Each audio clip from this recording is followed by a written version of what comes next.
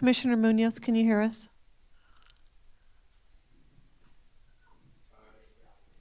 Okay, Sylvia, can you hear us? Okay, thank you.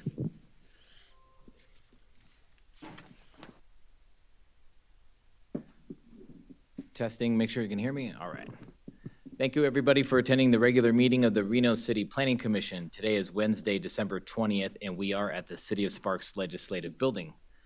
We will kick it off with the Pledge of Allegiance. Commissioner Velto, please.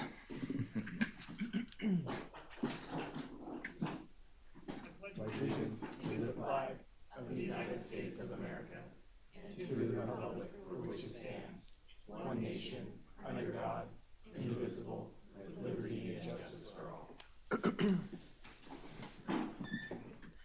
All right, thank you. Michelle, can we get a roll call, please?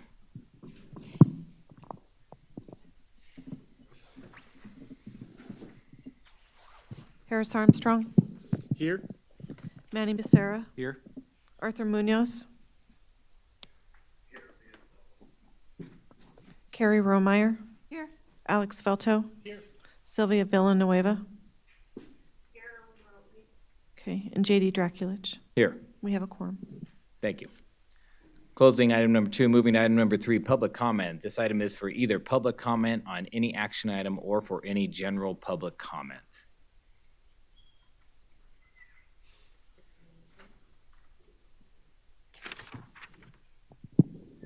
Oh, sorry. Okay. Due to technical difficulties, we are unable to accommodate Zoom for this meeting. The meeting can be viewed on the City of Reno website at reno.gov/meetings. Public comment may be submitted to Reno Planning Commission at reno.gov. It should be noted for those in the audience that comments are to be addressed to the Planning Commission as a whole.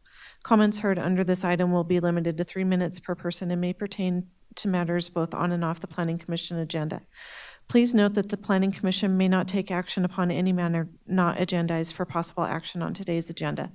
When you are called on for public comment, please state your name for the record and begin speaking.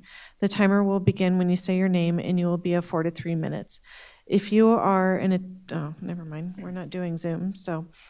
Lastly, while in this room, please be respectful. Warnings will be issued by the presiding officer if there is disruptive behavior, and you will be asked to leave chambers if the behavior continues.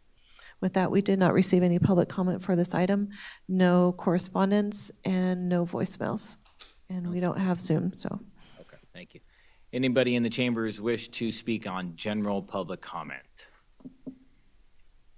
Seeing none, we will close item number 3, move on to public hearings. Any person who has chosen to provide his or her public comment when a public hearing is heard will need to so indicate on the request to speak form provided to the secretary. Alternatively, you may provide your comment when item 3, public comment, is heard at the beginning of this meeting. We'll start it off with item 4.1, which is case number LDC 24-00022, Legacy Village Homes, Townhomes Map Extension. Excuse me, Mr. Chair, Commissioner Munoz, can I jump in real quick? Please, go ahead. I'm on the City of Reno website. I pulled up the meeting, and it's giving me nothing but a picture of the City of Reno and then a live countdown for 12 minutes. Is Same that here. going to be?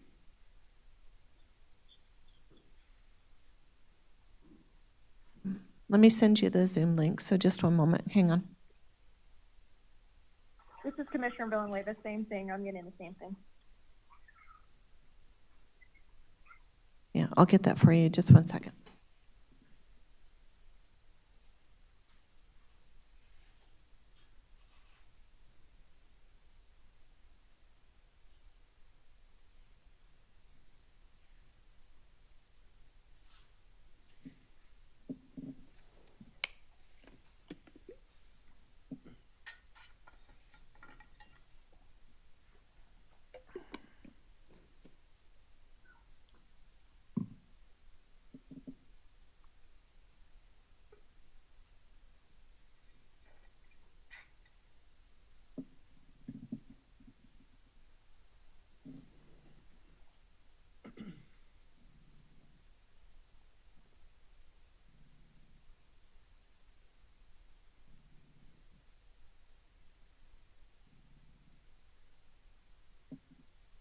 Commissioner Munis, if I can,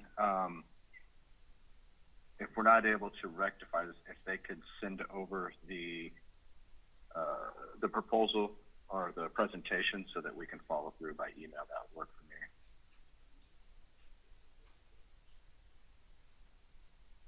I'm going to email you the link. Just one moment, okay? Thank you, Michelle.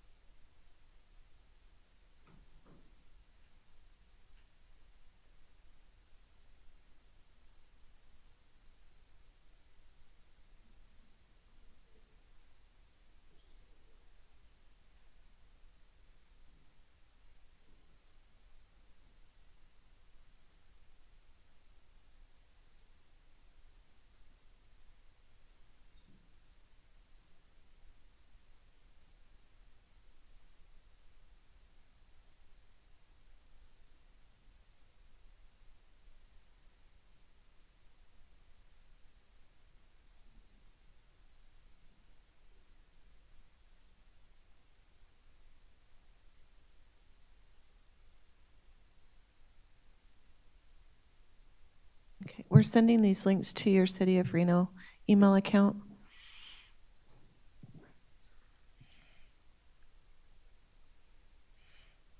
Thank you.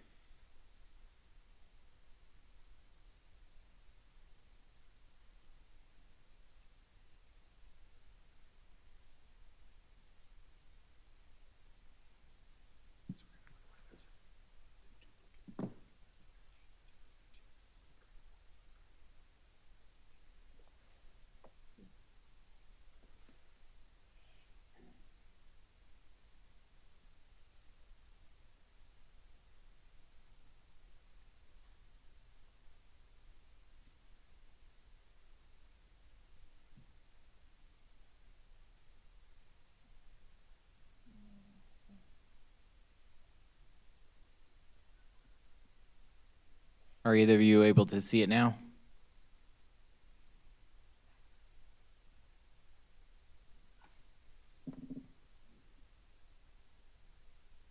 I can, yes. Yeah. This is Sylvia. Yes. Okay, great. Good to go. All right, looks like we will take a presentation from staff applicant. Representing the applicant. Okay. For the record, Ryan Sims, Axion Engineering. On behalf of the applicant, Paradiso Communities. I'll just make this short and sweet, a little overview. The application is for a 2-year time extension on a tentative map per NRS 278-360. The original tentative map was approved in November of 2020. We recorded the first map in February of 2022, which then set the time frame for the recordation of the next final map in February 2024. Due to, last winter and, the well-known slowdown in housing and, increasing construction costs and several factors, the project hasn't proceeded as quickly as was expected. So we're here to request a 2-year time extension on the second final map. I included the City of Reno vicinity map here to show where the project is between Military and Lemon Drive, just north of the intersection of those two roads. As you can see in the second display, this shows how the site sits now. You can see the phase 1 site improvements are all complete. The roads are paved. There's actually 17 slabs on the ground now, as of now, for home construction. So they're getting a start, just not as soon as they would have liked. So with that being said, the final map, final design and final mapping for the second phase hasn't commenced. So we will make the deadline of February of 2024. So we're here to request, per NRS, the two-year time extension on the tentative map. I would add that staff has reviewed all the conditions of approval of the tentative map prior to the recordation of the first map, and all were found to have been met. So with that, I also have with me John Foley, manager of Paradiso Communities, if there's any questions. So with that, I'll end my presentation. Thank you.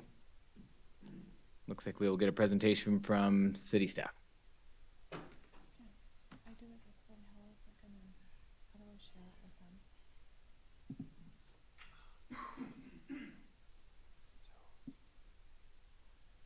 And maybe get the mic a little closer, just make sure the other commissioners can hear you. Hold the button until it turns green. There you go.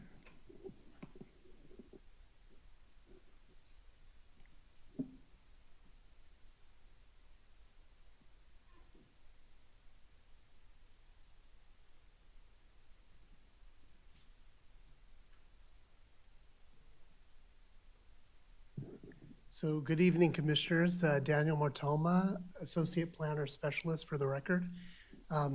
As referenced earlier, before you is an application request for a time extension for the previously approved tentative map for Legacy Village Townhomes. The applicant mentioned the location. The site is roughly 9.5 acres and generally located on the west side of Lemon Drive.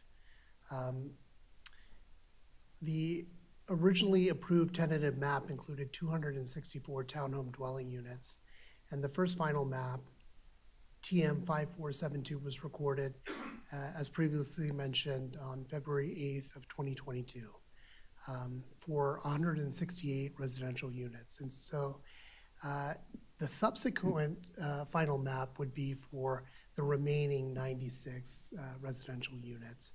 And as previously mentioned, there is a 2-year timeline from the time that the first final map was recorded. However, Nevada revised statutes empowers the Planning Commission to grant an extension of not more than 2 years for the presentation of any final map after that 2-year period has lapsed. And so that's why we're here today.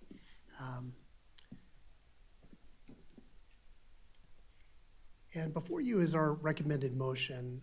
Staff is in support of the applicant's request, and we offered this recommended motion. And of course, I'm here to answer any questions that you may have.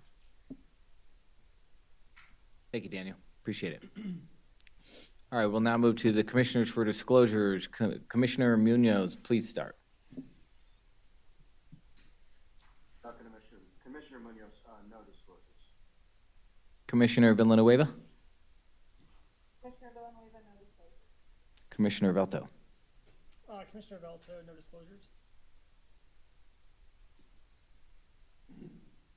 No disclosures. Commissioner Rohrmeyer, please. Commissioner Rohrmeyer, no disclosures. Commissioner Becerra, familiar with the site. Commissioner Armstrong, no disclosures. Commissioner Draculich, familiar with the site. All right, we will now open it up to public comment. I have no request to speak forms. Michelle, anything on your end? No request to speak forms, no voicemails, and no correspondence received. Okay. Anybody in the chambers wish to speak on this item? Seeing none, we'll close public comment, open it up to the commissioners for questions of the staff or applicant. Commissioner Velto, please. Good evening. Can you talk me through kind of how staff evaluates requests for extensions? What do you look at when you're evaluating that? Okay, so first, as mentioned, this was a previously approved tentative map. And so I would say, subject to those original conditions, staff was in favor of that, of this motion. I don't know if there was much more nuance beyond that. This is a codified allowance that the Planning Commission has from Nevada revised statutes to grant that extension in cases like this. The applicant mentioned economic and housing market constraints, and so Staff was in favor of this motion.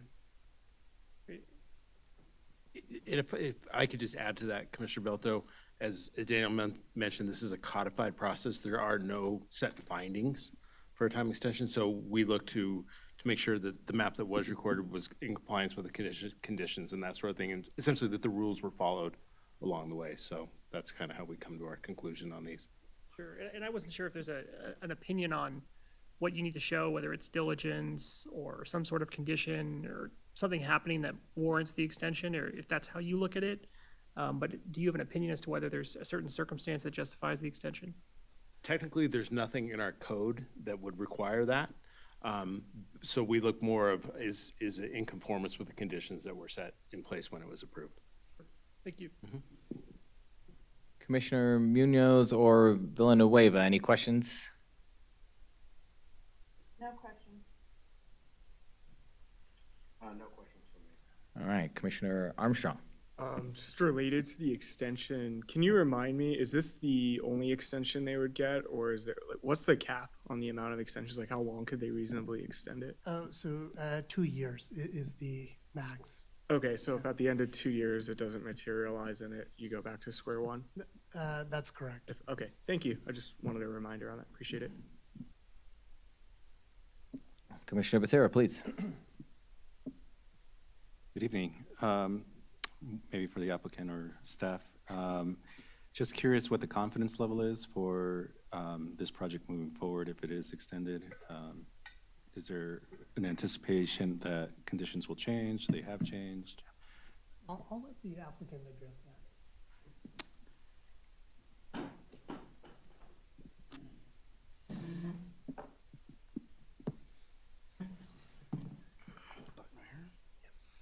John.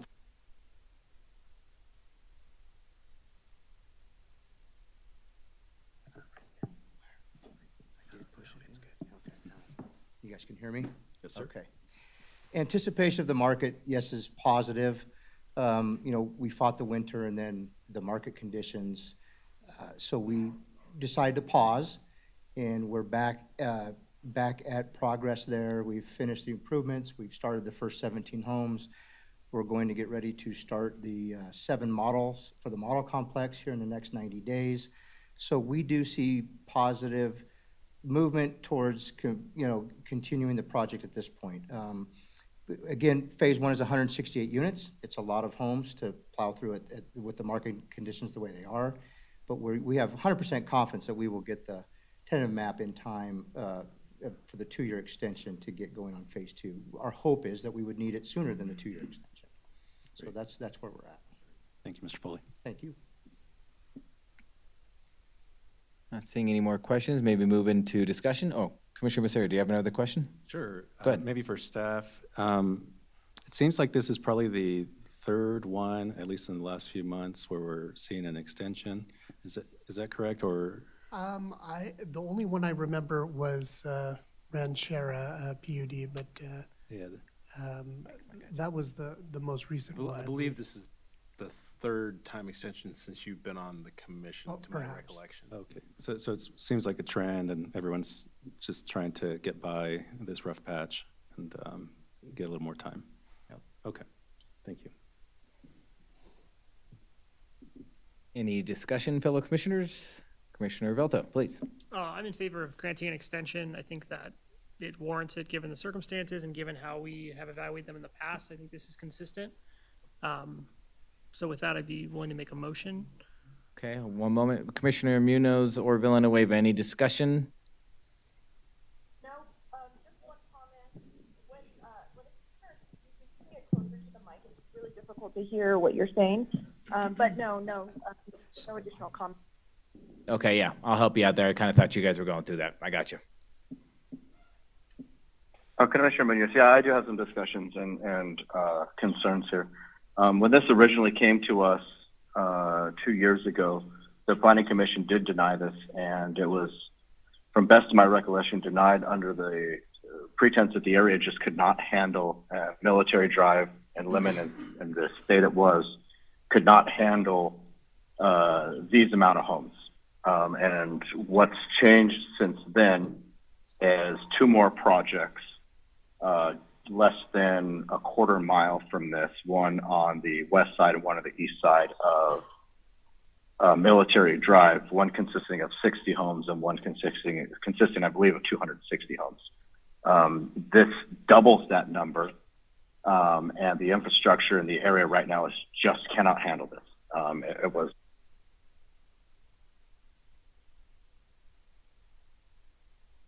since then. So I will not be in support of this.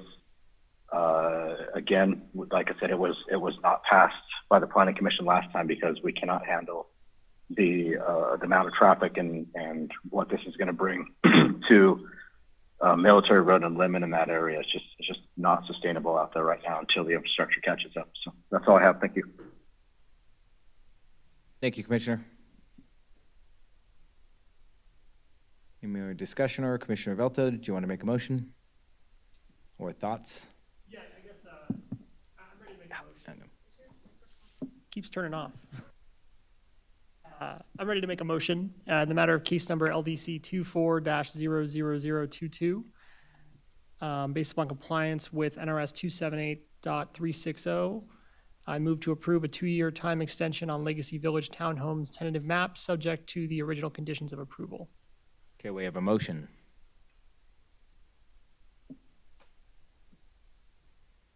Commissioner Armstrong, I will second. All right, we have a motion and a second. Any more discussion, fellow commissioners? Okay, with that said, Michelle, let's do a roll call vote, please. JD Draculich, Yes. Harris Armstrong, Yes. Manny Becerra, Yes. Arthur Munoz, No. Carrie Romeyer, Yes. Alex Felto, Yes. Sylvia Villanueva. Yes. Okay, the motion passes. All right, motion passes 5-2. Thank you. Good luck. Motion passes 6-1. 6-1. I'm sorry. My apologies. All right, we'll move on now to case number LDC 23-00003, Heiser Master Plan Amendment and Rezoning. Looks like we'll get a presentation from the applicant's representative.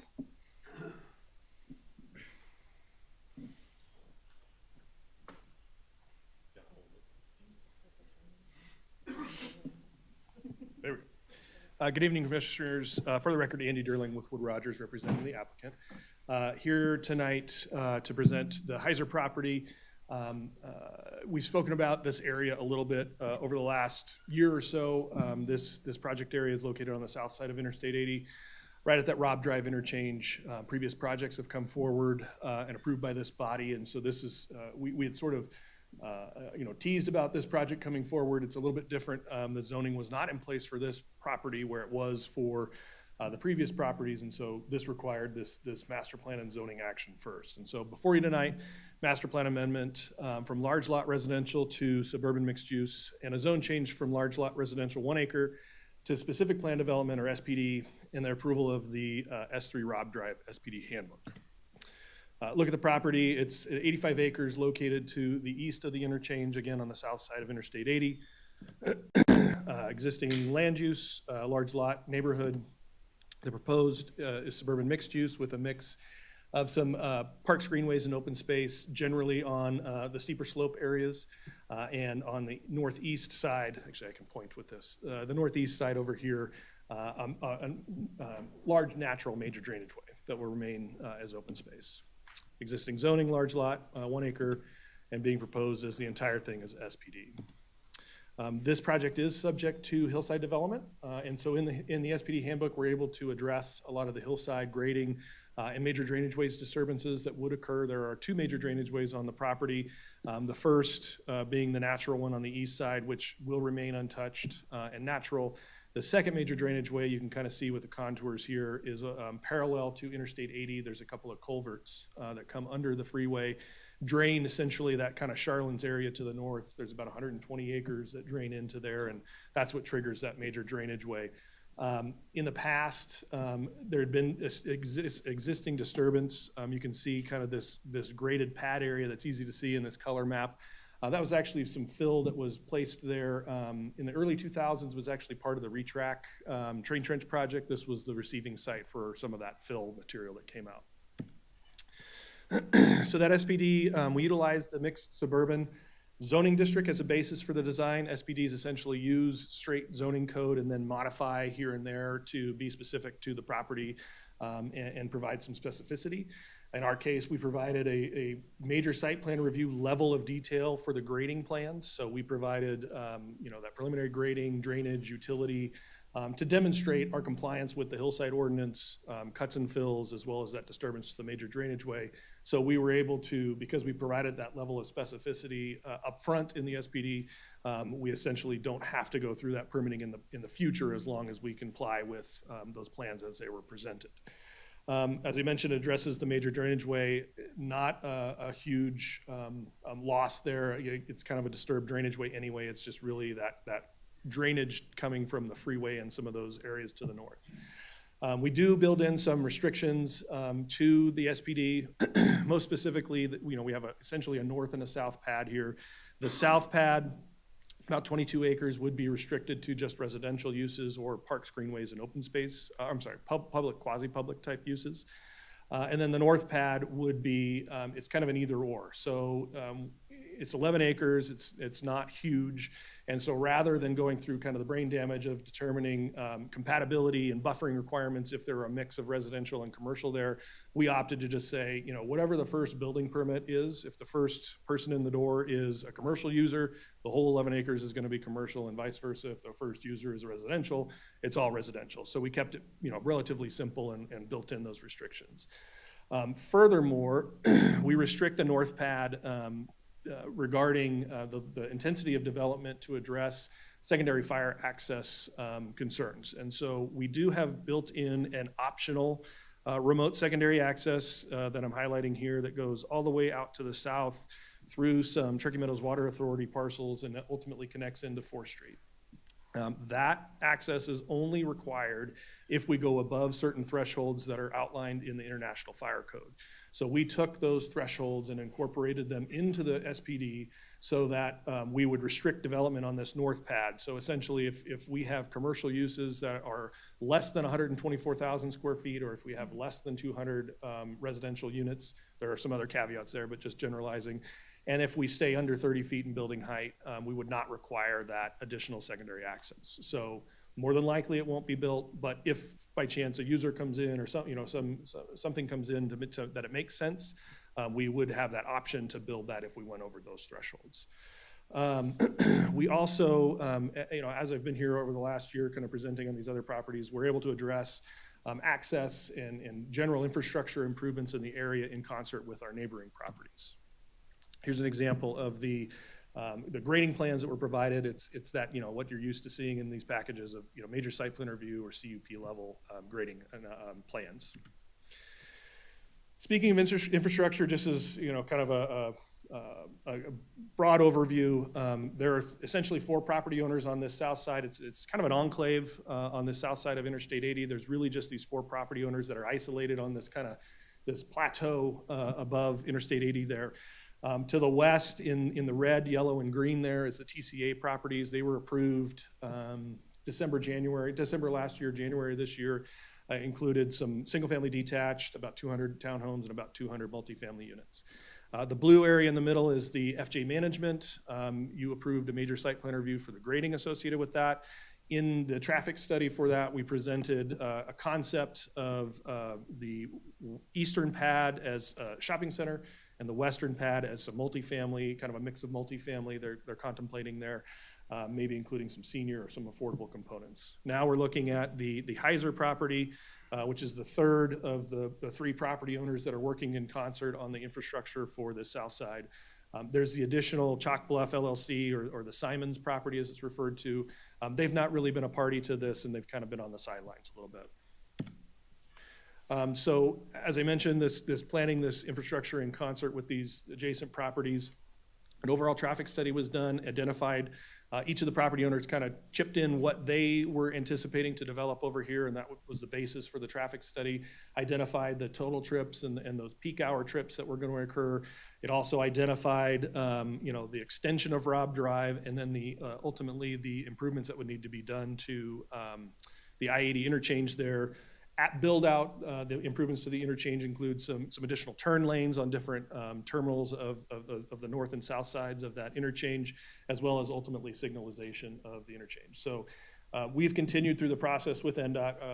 As I kind of told you all along, we originally, before we even came forward with TCA, we had submitted a traffic study to NDOT for their feedback. Got some concurrence there. Then they requested an ICE analysis, which is an intersection control evaluation. It looks at all the different alternatives for those intersections. That has been submitted and is represented in the comments that you received from NDOT. And so we're continuing to work through that process. Ultimately, there will be an encroachment permit and the permitting through NDOT to look at the physical improvements of the actual roadway design and signal design and things like that. So we're still marching through that process. One of the other things that we've not necessarily mentioned is the planning of another piece of infrastructure, which is our parks and recreation amenities as part of this entire development. The TCA property on the west side was kind of the first one in the door, and this issue came up, and we worked with staff to identify surrounding parks that are in the area, as well as what can be done, because this is, again, that kind of little enclave over here. Really, this is sort of an issue of self-performing on parks. And so the TCA property was conditioned to provide a series of pocket parks. This is a slide out of that presentation from the TCA project. So it was a series of pocket parks linked by a trails system. And on top of that, those amenities would be some public access easements, so that the general public had, if they're over here rocking the trails, things like that, would have those opportunities to use that. So what we're looking to do, there is a standard that was added to the SPD at the top of page 14 in your handout. I think it was Exhibit I or Appendix I of the staff report, identified a requirement for a 4-acre park on this side of the freeway, specifically on the Heiser property. What we're offering today what we're asking today is to remove that, because we've been continually to plan parks as the rest of our infrastructure on this side, and are looking for something kind of similar to what was the precedent set with TCA. So the Flying J, Heiser, and TCA properties owners are working in tandem to plan parks and recreation and other amenities in this area.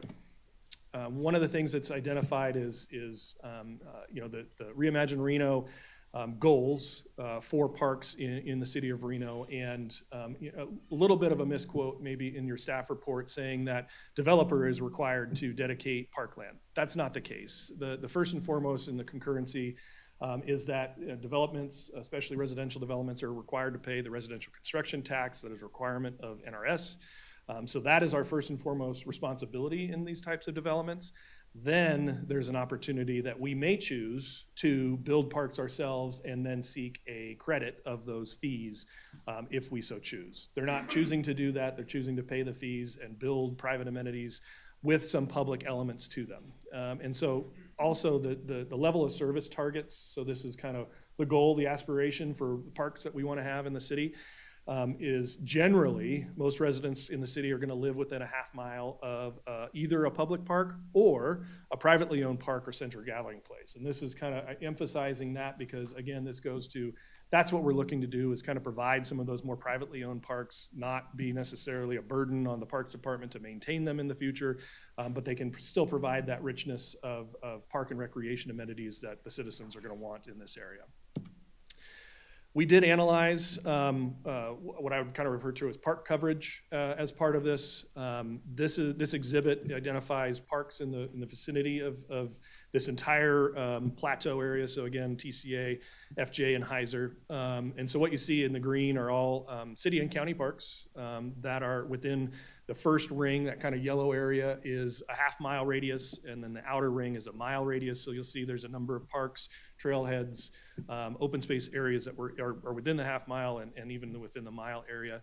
From our perspective, I think the city is looking at it from a city parks perspective, but citizens, in my opinion, are agnostic to whose park it is. I'm going to go recreate in an area that fits my recreational needs, and I really don't care if it's a city-owned park or a county-owned park.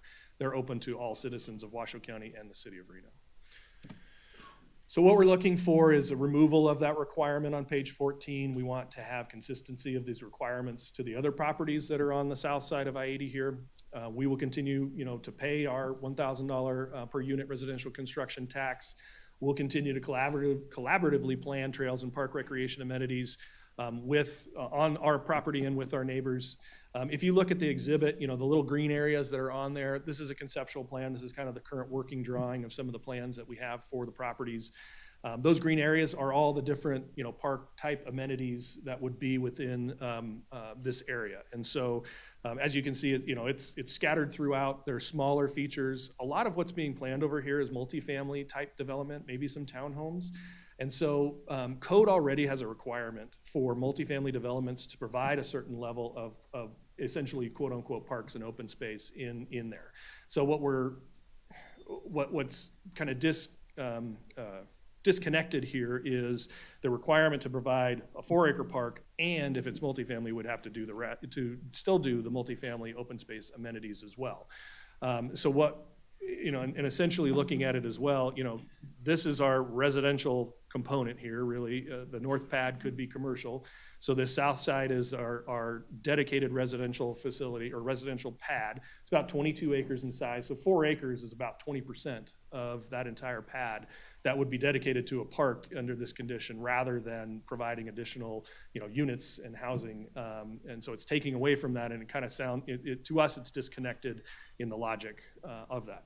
We also have trails and walkways throughout, about 4 miles of trails and 8 acres of kind of these park amenities are shown on this exhibit. So we are able to reach those levels that are in the Reimagine Reno master plan. It just looks a little differently. It's not maybe public parks, but it's private type amenities. Some of them can have public access over the top. We're showing, there are some spectacular views from this upper pad here.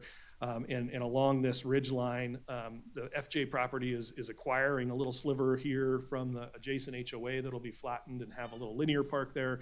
And so we have, this trail network that's throughout here that has these spectacular views. We would anticipate that would be, public access along there. There may be some small, park amenity, dog parks and things like that could be open to the public. But if you think of, your kind of stereotypical apartment complex or apartment development, there may be a clubhouse and pool. Obviously, that would not be open to the public, but other areas could.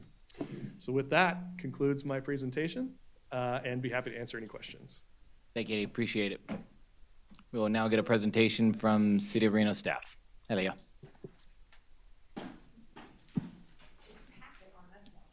Commissioner Munoz and Villanueva, how was the sound on that?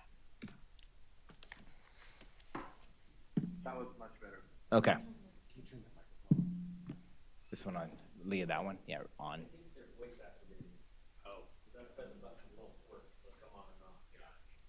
And then just make sure you're pretty close to that mic on your right, Leah. Thank you. I think I can do that.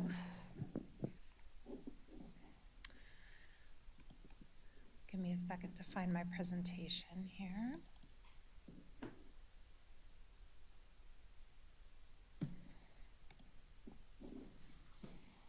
Alrighty.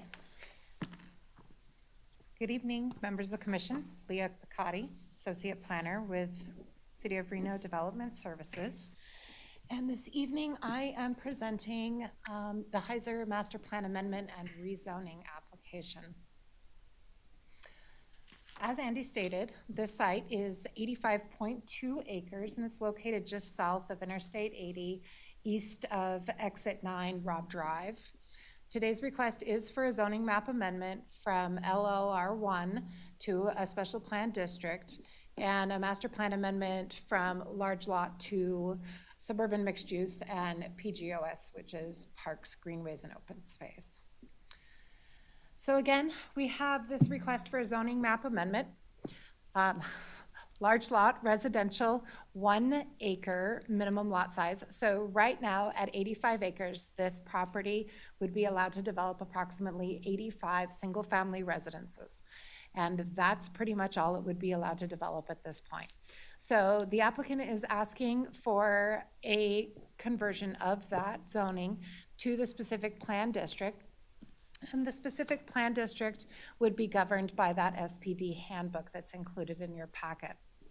The applicant is also requesting this master plan amendment, and this is going to include 62 acres of suburban mixed use and 23 acres of parks, greenways, and open space, which is fairly consistent with the surrounding land use designations. As the applicant stated, this would be mixed-use suburban-based zoning district. There would be 2 pads that would be developed. As he stated, residential on the south pad, and it could be residential or commercial on that northern pad. Here I wanted to go over some of the deviations between the MS zoning district and the SPD. And I do want to point out that staff isn't overly concerned with any of these, but I just wanted to present them. So they're taking the minimum lot width from 50 feet to 40 feet. As Andy stated, grading, hillside drainage, 24-hour operations, but basically anything that would require a planning commission decision can now be handled administratively.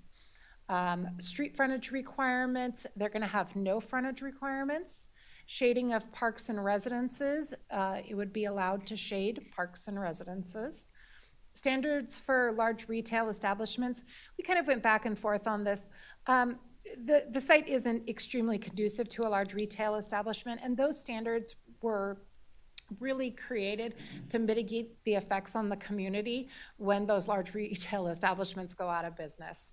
So we're okay with retaining some of the building design and architectural standards of that section, but not complying with all of them. The MS zoning district allows for 129 uses, approximately 129 uses, if I counted that correctly. The SPD is going to prohibit 26 of those uses, and they are outlined in that handbook. Maximum wall letter height will go from 5 feet to 6 feet. And this bottom one here about billboards. So in the MS zoning district, we do allow for freestanding signs with a maximum of 125 square feet. The SPD is asking to have 2 400 square foot billboards. And we ask that that be struck out of the SPD. So you will see that change in there. As for conformance with the master plan, large lot neighborhood is really conducive to those single-family detached homes, agricultural uses, things like that. You could see in Andy's presentation with the development of this area going multifamily and commercial, it's just not appropriate anymore. So the conversion to the suburban mixed use and the PGOS will allow the uses that are being proposed and are adjacent as well. So staff does support that. Now here's the line in the SPD that we added regarding parks. And the reason that we added this is because when we sent this out for review, the Parks Department came back and said, we can't support this request because the master plan requires these parks within a certain area, and because they're adding so many residents to this area, we think that we need to include this. And this section is part of the concurrency management system, which is really to make sure that the infrastructure that's required for these developments is going into place at the same time as the development. So we have some concern when we hear, oh, maybe later we'll add some parks. Maybe later we'll do that. Well, we don't want to see that. We want to see it go in at the time of development. And I think what's really important here is that we understand that the developer was a little bit blindsided by this, number one, but also that the surrounding developments, the adjacent developments weren't required to meet this standard. We're not exactly sure why. That's something that came about specifically on this one. But again, if we look at this as an infill area, the master plan states that there should be 2 acres of parks per 1,000 residences. Just in this particular development, not including the adjacent developments, we're looking at, if 1,000 residents go in and we've got an average of 2.3 people per household here in Reno, we're looking at 2,300 people coming to this area just in that southern pad. So that, along with the TCA development, really does add to the intensity here. So we're asking that if we're increasing the intensity of the land use designation and we're increasing the intensity of the zoning, why wouldn't we also increase the intensity of all of the infrastructure here, including those parks and recreation? Now, as Andy stated, there are parks in the area. There's the Dorkstar Park, there's Chrissy Coughlin, there's several of them. They are not within a half a mile as the crow flies. You know, you're gonna have to drive out onto the freeway and then around in either direction. But I do wanna point out that I live in this neighborhood. I use those parks all the time, and they're always crowded. So if we are adding these people, if we are adding this many residents to that area, it would make sense that we're also going to add those parks. Here are the master plan amendment recommended findings. Staff has reviewed all of these and is recommending approval of this. Here is the specific plan district findings as well. The recommended motion is on the board and I am available for questions. Thank you. Thank you, Leah, appreciate it. All right, we'll now move to the commissioners for disclosures. Commissioner Villanueva.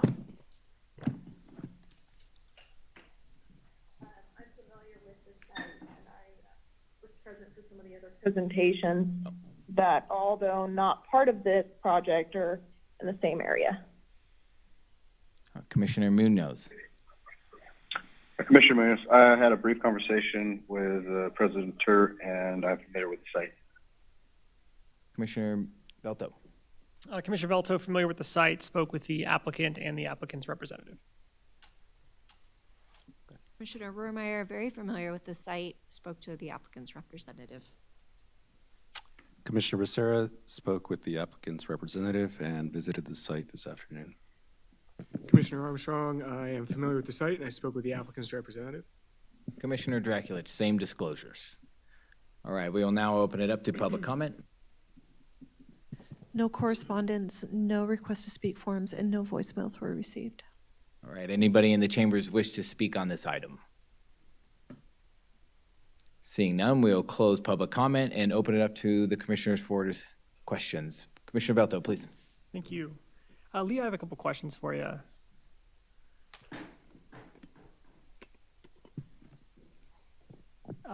You mentioned during your presentation that the zoning density is increased. How much has the zoning density increased under the SPD?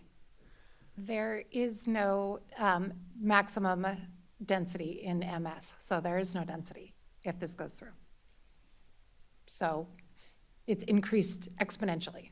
Okay, but if the applicants were to pursue an amendment to the master plan or change the zoning, what could be allowed versus what they're seeking in the SPD? I remember recalling a slide where you compared different zoning. Maybe you could pull that one up.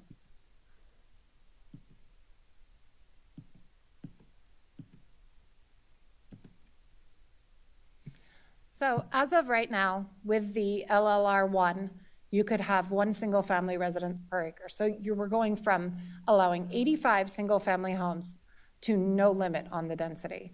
Now, that being said, the applicant is proposing 1,000 homes, but there's no density. And per the traffic analysis that was submitted, it was submitted based on 750 dwelling units.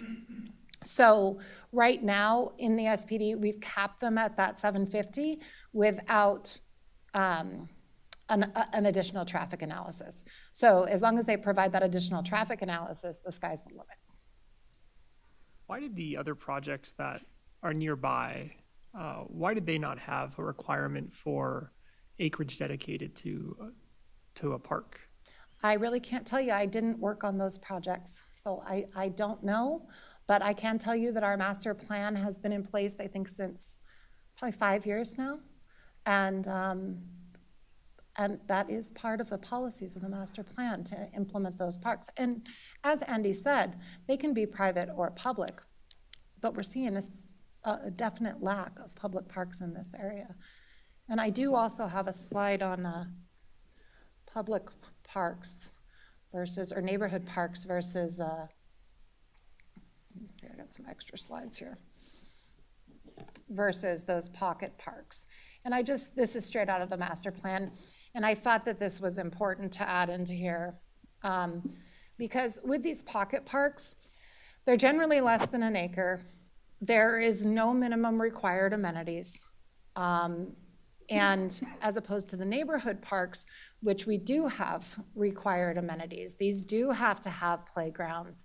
They've got to have shelters with a table. They've got to have turf. They've got to have courts. They've got to have parking spaces. And they may or may not have to have a restroom, depending upon the park.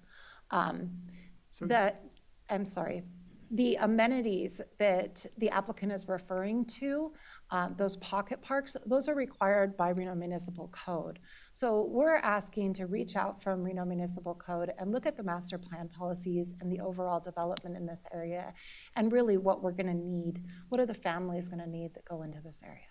So as far as so you read the language in the SPD as requiring it be one of the neighborhood parks and not split up 4 acres into a bunch of different pocket parks? Exactly.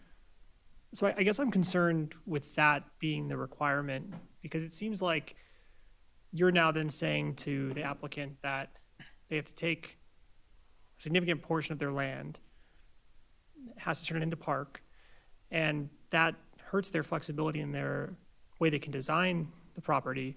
But it also takes away from potentially putting more housing on that portion of the parcel. I guess, do you have an opinion as to how that might affect the pricing of the housing, general availability? Because I look at the master plan and I see that as being a priority. So kind of help me understand how you evaluate that, and if you have an opinion as to how it would affect pricing and availability. Well, I can let the applicant answer some of those questions, but I think from the staff standpoint, we're looking at that concurrency management system and having the required infrastructure. So would we let something go in if it didn't have the required infrastructure?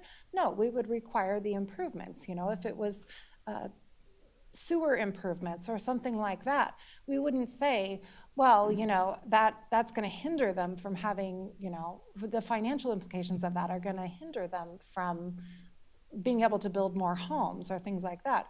Whenever we're looking at these master plan policies, we're looking at them as policies. And there are conflicting policies within the master plan, without a doubt. But I think it's staff's position, when I look at this overall area, I'm not seeing the parks and recreation that are part of that concurrency management system. And I can let the applicant answer some more of those. I would appreciate that, because that's obviously something I'm concerned about. Thank you.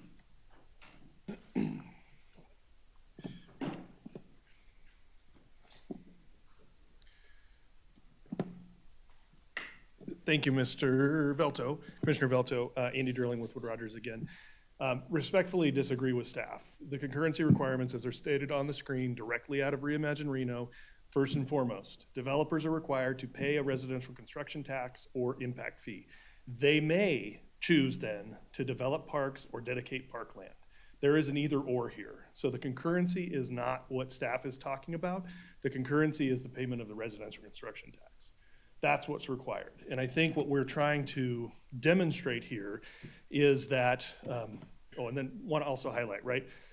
Generally, right, these are aspirational goals that are in the master plan. These are not requirements. So generally, most residents in the city should be located within 1/2 mile of either a park or a privately owned park or central gathering area. As this exhibit demonstrates, these people are, the people that will live here in the future are located within 1/2 mile of existing parks, a number of them, both in the county and in the city. And we will be providing a vast amount of small amenities throughout these developments so that they're interspersed and easily accessible.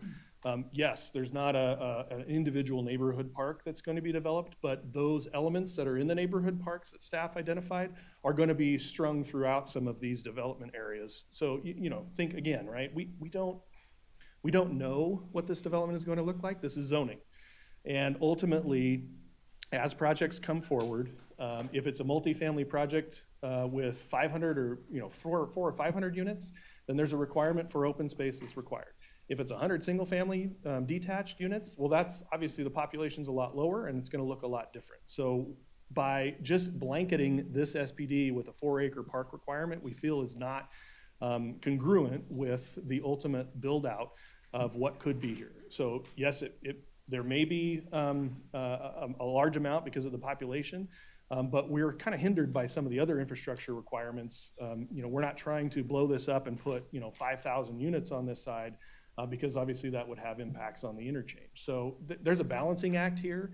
This is a zoning action by and large, and a lot of that planning is going to occur at the project level, which comes next. So, understand where staff's coming here and respectfully disagree on their interpretation of that master plan policy. Yeah, let me, excuse me, Blake Smith, I'm the actual applicant here. I just want to emphasize in here, what we did, this was 3 separate parcels in here. We were actually, when we put the Heiser property into escrow and started working on it, we approached the other ones, FJ and TCA, and said, look, this is a unique opportunity. This is a piece of property that it's basically a dead end. You come across the freeway, there is no through traffic. Will there ever be through traffic? So you are looking at the end of this development on this part of this. We were the developer of Somerset, which is obviously a large master plan community within here. We took those concepts from when we were developing Somerset and took it and applied them into here, saying that we wanted to do a master planning of kind of the parks and the utility system. If you take a look at this, we've gone ahead and worked out the trail system in here. If we hadn't worked as a master plan for all 3 of us to be together, there would be no connectivity in here. There'd be no similarities to it. You would have just approved A, B, and C. Us working together in here, we've gone ahead and made it into a master plan so that it's concurrent, moves, it flows.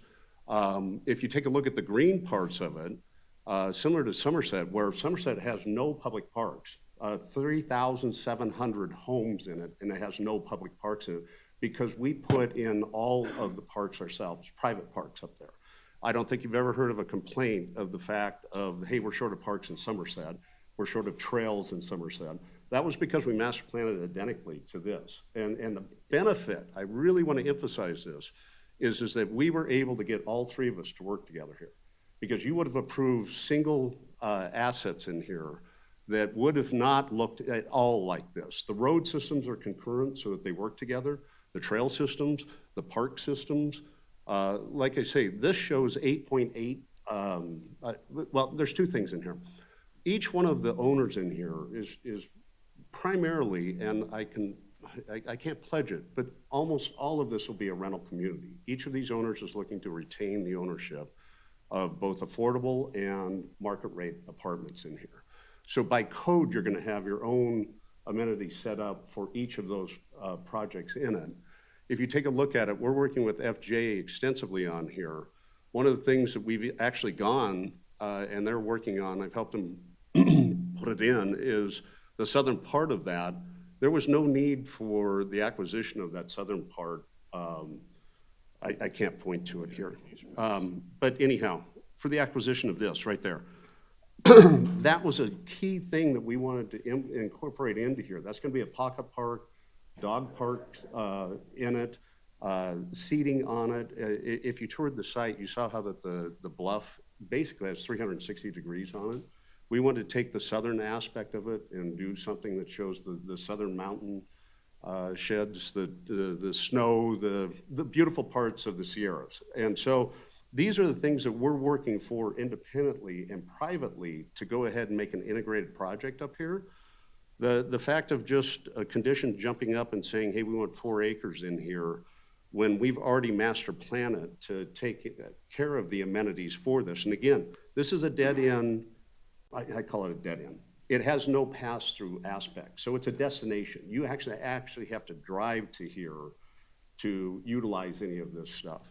The $1,000 per fee, you're talking millions of dollars that these fees would be paying, that none of that would be going into this project. It would be going all into other parks within the community in it. So because, I think the combination that I really want to emphasize is it's an integrated master plan thing, just dropping into one of the 3 components a public park component disrupts kind of the master planning, and as you had mentioned, is contrary to the fact of, if you put the park in, then the fees shouldn't be paid, or you should pay the fees and the parks, that should go into other parks for their utilization on that. So anyhow, thank you for your time. I just wanted to give you a graphic look at that. Commissioner Drexler, if I can dovetail, is there going to be any connectivity to the east with that other project that we've seen in front of us? Andy Durling for the record. There are some kind of existing pathways that are down in the drainage way here. So we're looking at, more, there's different, kind of spectrum of trails, right? So these trails would be more kind of hiking type trails that would be providing access down to those existing footpaths that are down there. Whether or not those cross over to the drainage and the multifamily to the east, I'm not sure. I think there are some kind of sewer pathway, sewer access roads, and so there would be some connectivity for paths. But no roadways? No roadways. Okay, that was my main question. Okay. There's only emergency and Right. pedestrian vehicle access to the south, which is at this far west end here. Okay. Commissioner Becerra, please. Thank you. Commend the applicant, Mr. Smith, for the collaboration with the neighbors. I think that's always a good thing.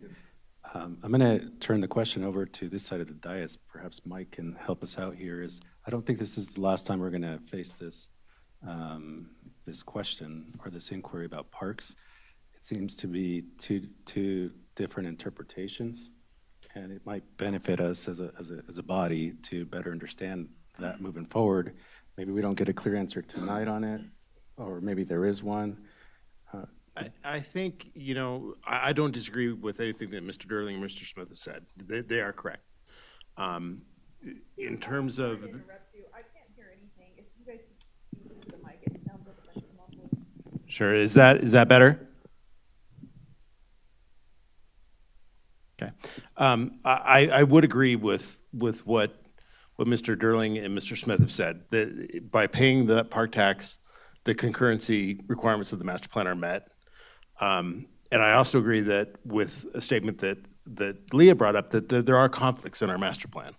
So I think this is well within your purview. If you think that what Mr. Durling is presenting is more appropriate, it's within your purview to have that changed and put into the handbook, removing what staff has proposed. Great, thank you. Commissioner Munoz or Villanueva, I don't want to forget about you guys. Either questions on your end? Commissioner Munoz, no questions, just listening along. Okay. I'm sorry, did you say we can ask questions? Yeah, I just want to make sure you're not forgotten here. If you want to chime in right now, please do. Yeah, I have a question for Leah, something she mentioned about the SPD. She said one of the changes is regarding administrative review, rather than being in front of either the commissioner or city council potentially. Leah, can you give me an example of that? And would the park situation be subject to that if this language were not in there?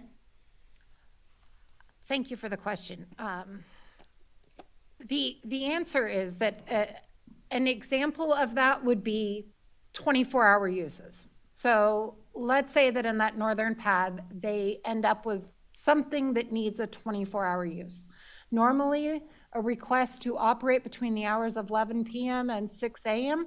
does require approval of a conditional use permit that would be heard by the Planning Commission. The applicant is asking that instead of it coming to the Planning Commission, that go through a minor conditional use permit, which is a 30-day administrative process and review. So that's an example of it. Another example of that would be that if there is any additional site plan review for anything that would trigger a major site plan review, grading, drainage, things like that, beyond what's already being approved with this application, it would go through a site plan review rather than a major site plan review before the Planning Commission. Okay. So the situation with say we did move forward and allow them to determine how they wanted to pay the tax and then to put in the parks as they see fit. That would, regardless, that would not come in front of us because it doesn't trigger a major site plan review. Is that right? generally speaking? Yes, unless something within that development triggered it, grading, drainage, things like that. Okay, okay. And then the signage, I am really glad that you guys made the change regarding the signage. So can you explain the rationale behind that? I think it was a good choice, but can you just go into some detail on the rationale behind that? Yes, as a whole, we're trying to reduce the number of billboards that are within the city limits. And in addition to that, that area of the I-80 is considered a gateway to Reno. It's oftentimes people coming here for the first time, it's the first part of Reno that they see. So we really want to make sure that we are maintaining the scenic value from that side and not just adding billboards to the road. What if in the future they wanted to change that or do an amendment to add that back in? Would they be able to do that through administrative process, or would that be considered a major deviation or something that would otherwise require planning commission review? Yeah, they would have to do an amendment to the SPD, which would be the full process all over again, planning commission, city council, everything. Okay. Okay, thank you. So those are my questions for right now. Thanks. All right, thank you. Commissioner Rohrmeyer, please. Leah, could you tell me what the requirements are for slopes in parks? I'd have to look it up, but I can find that information for you. Yeah, because as my understanding is, they wouldn't be as constrained by the slopes as they would for, say, housing and parking lots and some of those features. Well, and again, if they came forward with hillside development, that would be done under a site plan review rather than a major site plan review. So they'd be looking at a 30-day process for that rather than a 65-day process. Is there maybe an opportunity for some compromise? First of all, I want to say I understand the language of the option of the fee versus the option to build the parks themselves. I'm just wondering, is there an opportunity in the planning code for these areas, say, like the limits of grading that would not be 30% slopes to make more passive park areas? I think that would be possible. And then they could use parking in a shopping center, for example, as sort of a shared use opportunity for parks? Potentially. And that would be reviewed at the site plan review?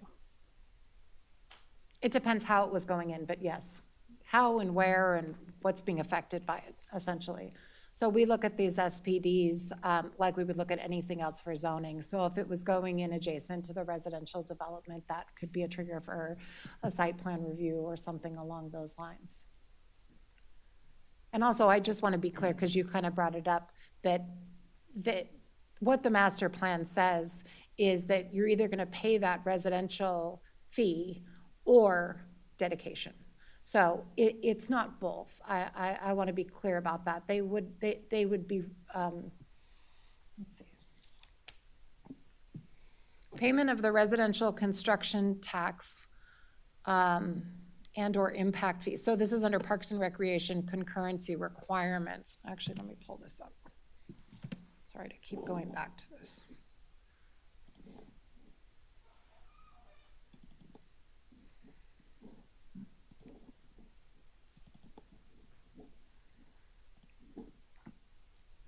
So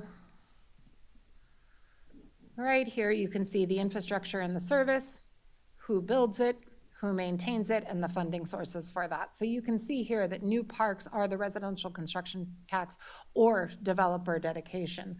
And it says a developer may choose to build and or dedicate land for a park and have the cost offset by a refund of the residential construction taxes from the city, pursuant to a park development agreement at the discretion of the city council. So I just want to be clear that we're not asking them to do both, but we do see a deficiency in the infrastructure in the area, and we're trying to figure out how to resolve it. Yeah, I saw that presented in the Parks and Rec master plan, that the city of Reno had a shortage of park. And Yes. I wondered, if there is an opportunity to have more passive recreational parks instead of like an active playground or a soccer field, for example, in some of these more sloped areas, that wouldn't eliminate their ability to develop. So if that's an opportunity, I think I don't know how to put that into it's not a condition, it's just a strong recommendation, I suppose, an ask, if you will. Yes. Thank you.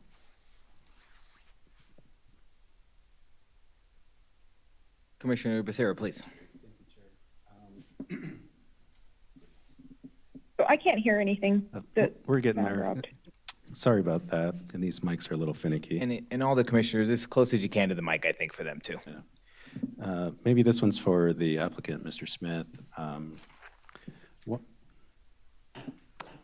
Give Leah a chance to look up anything else that, No, thank you. Blake Smith. okay, great. Thank you, Mr. Smith. Correct? Mr. Smith, is that correct? Did I say that? Blake, Mr. Smith. Blake, okay. Yeah. Okay. One of the criteria mentioned for some of this rezoning is to create a kind of a safe environment, specifically making it safe for pedestrians and bicyclists. I think you mentioned that you're one of the parties, if not the party, behind Somerset. Correct. So I'm familiar with some of that landscape and terrain and and the walkability and so forth. Is that vision or design what we can anticipate in this location for pedestrians and cyclists? Yeah, absolutely. Okay. And that's what I'm trying to emphasize. The amenities, whether it's, what we've taken is instead of the public park concept here and actually privatized it. That's what we've tried to really implement in here. And that's, if I could figure out how to bring back the other screens, maybe someone can help me here. I'm not familiar with the system here. But,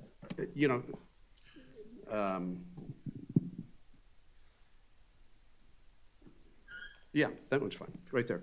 If you take a look at this, we're talking about, reducing it to 2 acres of land dedication or from the 4, but if you look at this is 8.8 acres right there, without your slopes, that's in the developable area. That's not in the slope open space areas. So you take this, the red system there is basically the trail system, similar to like we were trying to, that we implemented and put into the Somerset system up there.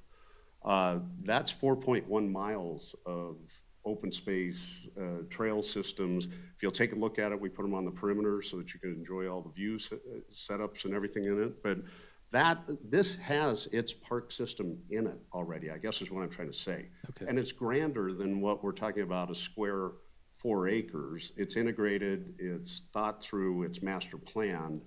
And on top of that, the $1,000 fees would not need or be required to be utilized in here. Those fees could all go into other systems and other parks, is what I'm trying to say. This is all self-funded, this 8.8 acres and the 4 acres of trails. There's no burden on the city to maintain it. There's no cost of the city to develop it. And all those fees that we'd be paying will be going into other park systems in it. This is all private, I mean, privately paid, even though it's open to the public. And I really want to emphasize, this is really integrated and set up the way that I think the public would want it, at no burden to the public as far as cost, and allowing the $1,000 fees to go out and actually help the public in other ways there. Great. Thank you, Mr. Smith. And may I have a follow-up? Please, go ahead. While you're in the warm seat here, how does the proposed idea for my fellow commissioner resonate with you about the kind of passive park, like the compromise? And help me with it a little bit. I was struggling a little bit on hearing with it, but maybe you could expand one more time for me, Commissioner. Well, at the zoning level, we don't typically look at site design, except that you have an SBD handbook. And something, again, you're not in the northern pad, you're not defining the use until the first building permit comes in. Right. But if it were an anchor grocery store with ample parking and the limits of grading extend beyond, it would be a more gentle slope. But is that an opportunity then to have parking next to a recreation park type area? Couldn't maybe support a soccer field or something very flat, but you have a rolling hill, for example, to plant upon. I don't think it's really necessarily you have to have a defined sort of active park space to meet the park requirement. And that's why I was curious what the slope requirement was for park space. Because if it's a 2-to-1, maybe you could use graded areas as park space. Yeah, and I want to make sure I answered appropriately. The areas that we have in here, the 11 and the 27 acres in there, that 22, excuse me, that is the developable area. The slope areas inside of it, you know, other than the open space areas, I do want to note one thing that's over here. Do you see the cursor up here? Yeah. You know, we'll leave 30-some acres of open space over here that will be undeveloped. You know, contrary to a park, and if you go to the north side of it, northwest, I don't want to call it dense, but it's very regimented development. It's subdivision. This really offers the opportunity for a lot of open space. That major drainage way that goes down really is picturesque. That's why we want to stay away from it, obviously. But that red line that goes down to it would allow the people to go ahead and enjoy it outside of anything that we're talking about in here. And so when we talk about this, there is grander points to it. I need to be careful on her question. I don't, help me. Can you with guys it. hear me if I, okay. Yeah. So if I'm, They may not online or on the phone. Yeah. I can hear you. I had a hard time hearing Romeyer, but I can hear you, and I was able to hear the applicant. Okay, so if I'm kind of hearing you correctly, Commissioner Romeyer, you're saying essentially, can parkland, quote unquote, generically referred to, not be dedicated in the 22-acre and 11-acre pad areas, but can it come out of the other areas outside of that, maybe those that are already identified as PGOS? I would say yes. Oh, and You know, and if that is the question, absolutely. Yeah. Yeah, and I Just like I said with the major parkway, I mean, the drainage way. That would be challenging on a 30% slope perhaps to call that a park, but there are areas on your slope map that are maybe a little gentler. And that's why I was curious from the city if there were requirements on flatness. And I don't know, I don't know the requirement there, if there is a certain grade that's required for parks. I mean, open space areas usually can be steeper and, you know, they would have more, like you've been, you know, saying, more passive trails, you know, a little bench here, a little view vista area or whatever, interpretive signs, you know, things like that, certainly can be in steeper sloped areas, but not a soccer field. Right. Yeah. So, And we've interpreted this 4-acre requirement as a 4-acre flat piece of our very developable area that we're, you know, spending a lot of money to grade out. So there's a kind of conflicting conflict there. well, I appreciate the clarification there, and going to Commissioner Becerra's point, like, I'm curious because I think we'll be seeing more of these kinds of questions. So, thank you. That was it.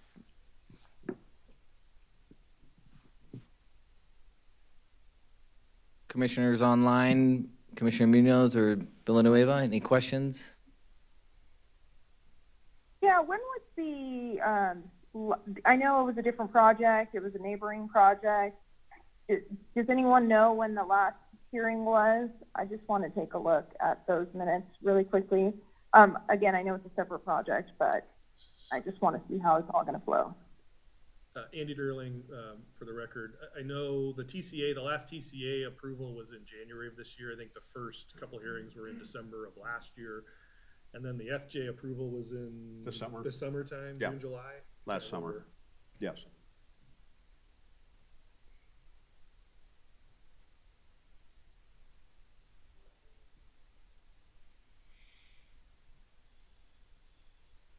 Well, I have a question perhaps for Leah.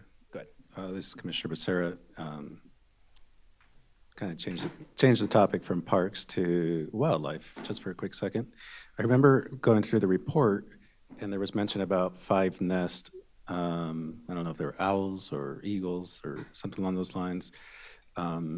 Is everything okay there, or does anything need to be mitigated, or? I don't think any mitigation is required beyond what was expressed in that letter from NDOW. Oh, okay. And do you recall what the recommendation was, or if everything was just hunky-dory? I think that some mitigation was required. Do you? I was just a little confused because they listed some dates from the 70s and 80s as far as, So Andy Durling, so NDOW has a database of essentially its species habitat areas. And so there was a map associated with it. It showed some big blobs up in the hillsides. It was like mule deer habitat, Yep. right? So anytime there's like a drainage way that has, especially like trees and things like that, there's opportunities for raptors like eagles and falcons and things like that to have nesting areas. We look at that as part of our major drainage ways analysis. And so we have a wildland biologist that looks into that. There's a major drainage ways report that was part of your packet and part of the SPD. And so it looks at, really it's that disturbed drainage way, which is the one along I-80. There's like, it's devoid of life. I mean, it's at the side of the freeway and there's really very little vegetation in there. Could there be some in the, major drainage way on the east side? Maybe, but that's an area that it's in open space and we're staying far away from it. So we don't anticipate there being any impacts. okay, great. Thanks, Andy. Yeah.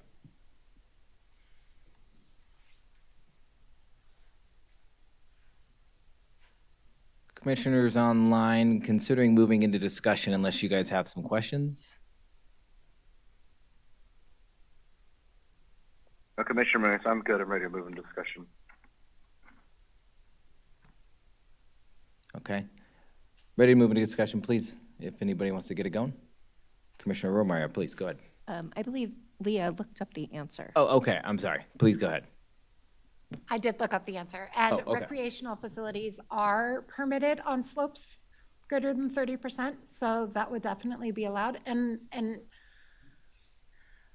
I'm sorry if this came off that we're requiring 4 acres of flat land, because I don't think that's what we're really intending. I think what we're looking for is a 4 acres of recreational amenities for these thousands of residents that are going to be essentially landlocked in this area.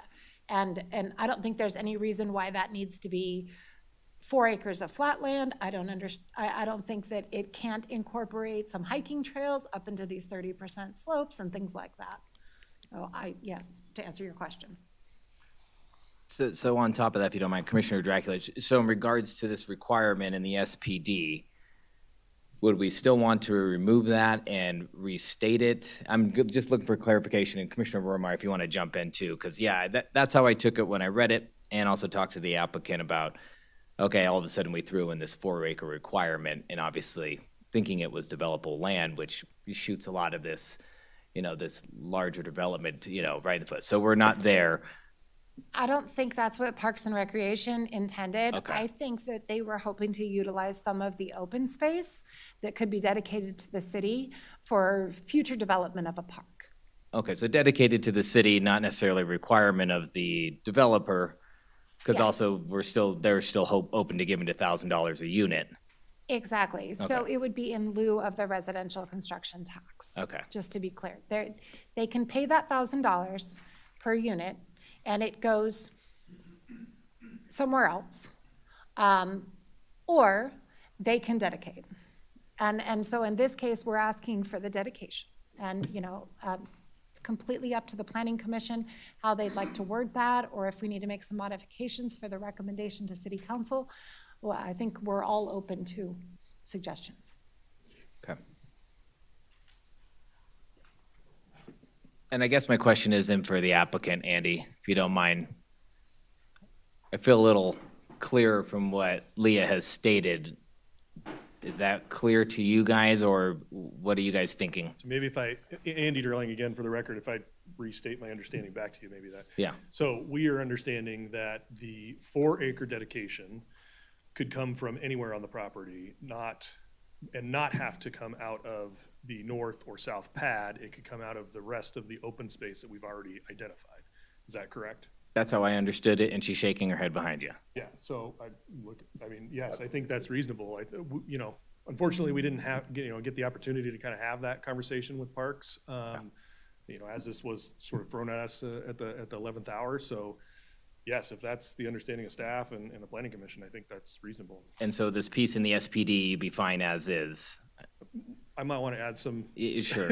It's a little bit of I detail. would too. Thank you. Yeah, Yeah, okay. yeah. Okay. Just specify that it's not coming out of the developable pad areas. It's, in addition to that, or I don't have something like that. Okay. If I can jump in, Yeah. I think it would be staff's recommendation, if this is the route you choose to pursue, that it be clarified that a minimum of 4 acres of parks and/or recreational land be dedicated outside of the depicted pad areas included in the SPD. Yeah, and it's dedication, not improvement, right? And that was the other caveat to that as well. I think that makes sense to have a clarification that it's dedication, not, that they're not responsible for constructing the park.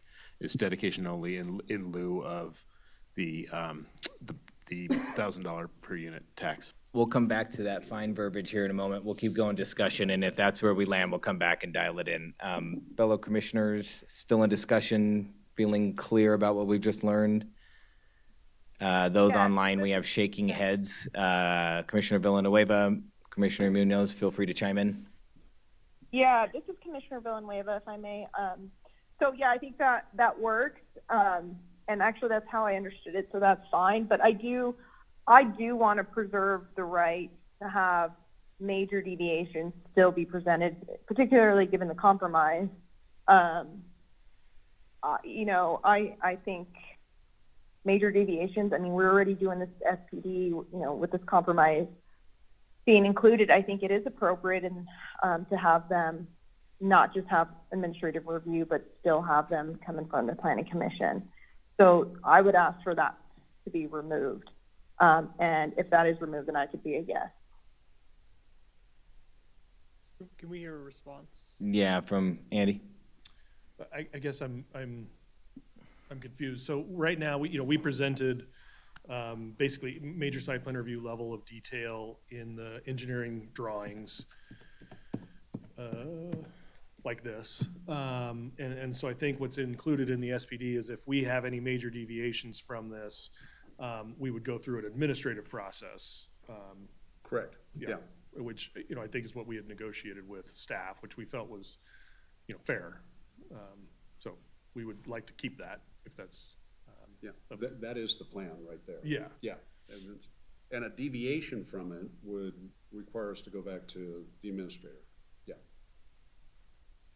Yeah, I understand that, but I would like to preserve the right to have it. If it's a major deviation and it hasn't been reviewed and we're reviewing the SPD, I can't think of any examples, and if we've covered everything, then there's nothing really to worry about. But if there is a major deviation, I think we should be able to have that reviewed. Meaning from what we're presenting here? If the grading significantly changes from this, which is written into the PUD or SPD, as essentially the disturbed area plus 10%, so to allow for kind of some massaging. So if we go past the 10%, they would want it to come back to the planning commission. Or just any other major deviation. That's the most likely. Yes, and maybe. understood. And let me help you both out. Leah wants to come up and chime in. And we're fine with that. If it goes out of the 10% of what we're presenting here, yeah. So, excuse me. All right, just to clarify, Leah Picotti for the record, there's no language about major deviations in this SPD. Okay. A major deviation would have to come to the planning commission. I think what we're talking about here is that there's a section in the review process on page 3 of the SPD that says project-specific design has been provided with the SPD that would otherwise fulfill the requirements of a major site plan review. So that's what we're talking about here with this grading. We're saying that our staff has already looked at it. You guys are looking at it. It was included in your packet, and we're okay with this moving forward. If a major site plan review beyond what's being approved today came forward, let's say they wanted to do something else, or they wanted to expand beyond that 10%, or who knows what it was, that they could do that administratively because the bulk of the grading that's happening on this property is being reviewed with the project today. Does that make sense? Yeah, that's how I understood it. I used the wrong verbiage. I said major deviation. That's just I was incorrect in the term that I used, but that is how I understood it. And what I'm saying is, I think, given what we're reviewing, if it changes, I think we should still be able to have that reviewed. I don't anticipate a change. I'm sure the developer doesn't anticipate a change, but if it's large enough to where, it triggers that, we should be able to review it. Let me double check this verbiage here. Because I thought that we had in here that if it deviates by over 10%, that it does have to. Correct, yes. So if they deviate beyond 10%, it will come to the planning commission. Oh, okay. So so that was my concern, because obviously if this passes the way it is, yeah, there's no reason for it to come back. But if there's a significant change, or if the land's going to be used slightly different than how it's being presented or how it's being passed today, then my position is that it should come back, because then it's not what we passed. There shouldn't be a pass. Because today they could pass something and then in a year they're like, we don't really like that, but fortunately we don't have to go to planning commission. We can just go to the administrative. I can see, not that the applicant would do that, but I could see that being, a bad act or abusing that kind of power. So that's my only concern. But other than that, I'd be fine if it's already in there. Okay, so Commissioner Villanueva, you're fine as is right now. Yes, I'm fine with Okay. it as is, because from my understanding, Leah, what you just clarified, you're saying that it would have to come back in front of the planning commission. Okay. Correct. Okay, so that's fine. I thought that it wouldn't have to, and that administrative review is all that would be required if there was any big Yeah, and changes. I was following along with you. I agree, and I'm glad it's clear too, so thank you. Commissioner Becerra, please. Sure. Just wanted to say that these are the type of projects and conversations that make me really proud to be sitting here amongst all of you, because we obviously had different opinions from the applicant, staff, and uncertainty amongst commissioners, and it's good to see that we can empower the private sector to get stuff done, make sure that they don't always have to come back for the onesies and twosies, right? And for anything major that they do come and check, and we collaborate together. And again, commend you, Blake, for working with your neighbors and finding solutions, and Andy as well. So thank you all and my fellow commissioners. You look like the brave soul who wants to make the motion. Oh, anymore? Oh, Commissioner Armstrong, I'm so sorry. All right. You're good. I've just was quiet on this hearing. Many of my questions were addressed previously, so I just wanted to make sure I got some comments in. My main concern at the beginning of this process was I thought that this requirement or this language from Parks and Rec was effectively requiring this 4 acres on the flat pads, which I didn't think was appropriate given kind of the scope of the adjacent properties that have been through the process. And I've been a part of all 3, so I couldn't really understand how that was congruent. I think Commissioner Rohrmeyer suggested kind of an elegant solution. Sounds like everyone's on board with, and it sounds like ultimately that is what you were getting at anyway. One of the things I couldn't really wrap my head around was, well, we have all this parks, greenways, open spaces, so why wouldn't that just be kind of like where the entitlement for the parks go? So anyway, I'm comfortable with the amendment to sort of clarify that language, so very minor amendment. Apart from that, I think it's a very good project and appreciate the dialogue. And thanks for going through kind of that requirement. I think it was hard for me personally to understand what was required versus what was kind of a policy aspiration. So appreciate you taking some time to walk through it a couple times for us. Commissioner Munoz, you want to chime in? I'm all good, thank you. Okay, sounds good. Commissioner Becerra. Commissioner Becerra, I will take our illustrious leaders challenge and make the motion. But I do need a little help because we're not in our usual spot. There you go. Where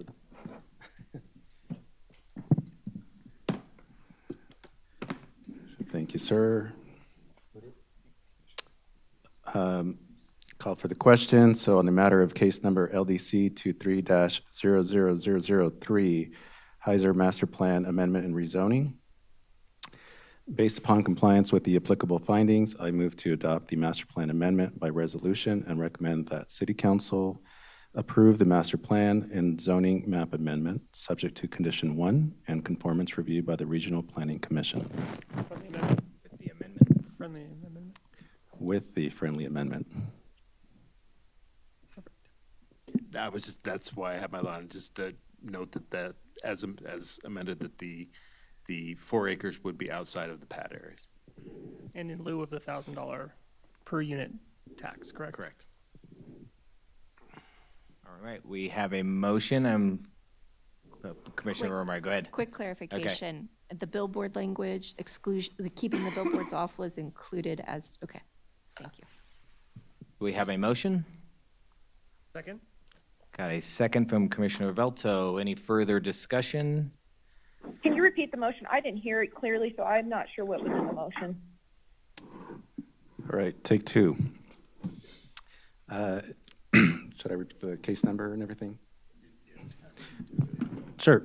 On the matter of case number LDC 23-00003, Heiser Master Plan Amendment and Rezoning.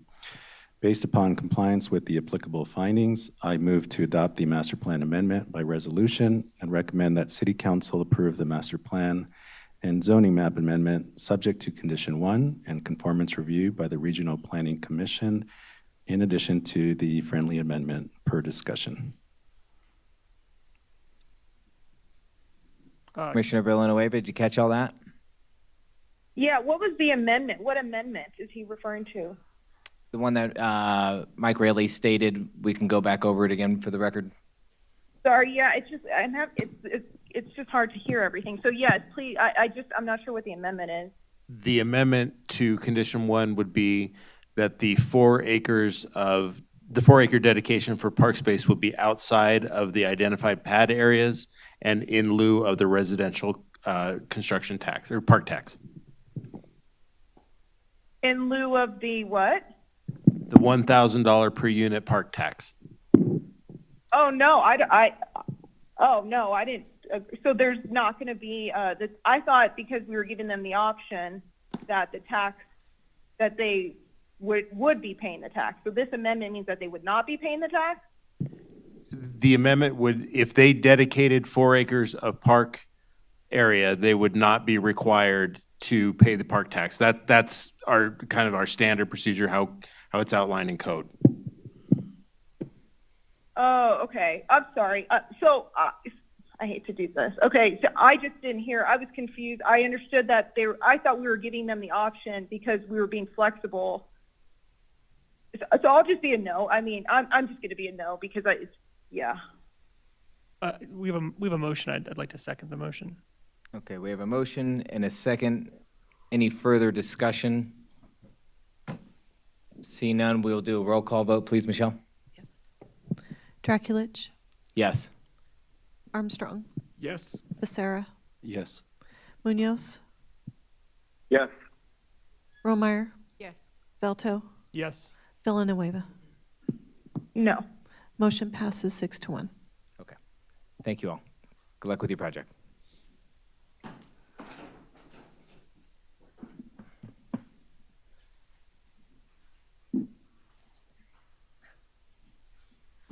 All right, closing item number 4, moving to item number 5, Truckee Meadows Regional Planning Liaison Report. Do we have one? We do not this evening. Oh, okay. Closing item 5, moving to item 6, staff announcements. No staff announcements. I just would like to thank the city of Sparks for graciously allowing us to use their facilities, and especially Mr. Rundle, who I know would probably rather be at home sitting on his couch right now, for sticking around and being a good sport. So we appreciate that. Great. Closing item 6, moving to item 7, commissioner suggestions for future agenda items.